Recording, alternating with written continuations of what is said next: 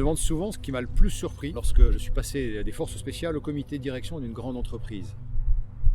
Pour être honnête, il y a plusieurs choses qui m'ont surpris. Mais il en est une qui, pour moi, constitue un frein majeur au développement de la confiance et donc de la performance. Ce sont les masques que l'on porte souvent en entreprise.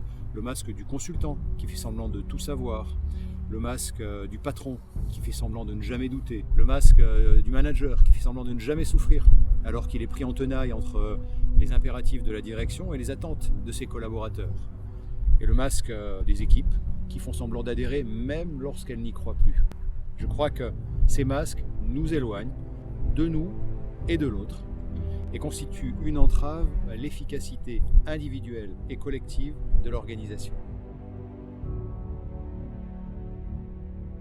Ça a été pour moi une grande surprise, venant d'un environnement où les faux-semblants n'avaient pas leur place et où on s'est forcé, à tous les niveaux de la hiérarchie, d'amener chacun à savoir et à exprimer qui il était profondément. C'est-à-dire tout autant se débarrasser de ses croyances limitantes que ne pas se tromper soi-même en confondant qui je suis avec qui je voudrais être. Ça me paraît essentiel de chercher à se connaître quand on est en situation d'exercer des responsabilités. Ça permet d'abord de décider et d'agir en conscience.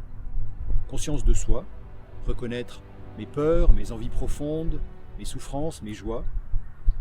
Ça n'est pas facile, et notamment parce qu'on est parfois confronté à l'attente d'un chef infaillible de la part des collaborateurs, en particulier en situation de tension. Conscience de l'autre et de son environnement pour aborder les situations de manière plus juste par rapport à la réalité, par rapport à la perception de cette réalité. Enfin, en conscience des responsabilités inhérentes à ces fonctions et qui dépassent en entreprise les seules responsabilités économiques. Se connaître, c'est aussi s'engager sur le chemin d'une relation authentique avec l'autre. En acceptant mes propres faiblesses, je m'ouvre à l'acceptation des faiblesses de l'autre. De même, en me montrant tel que je suis, j'ouvre la voie à une communication authentique, d'égal à égal, d'être à être, et je pose les bases d'une relation de confiance. Enfin, je crois que être soi-même donne tout simplement une énergie et une puissance incroyables.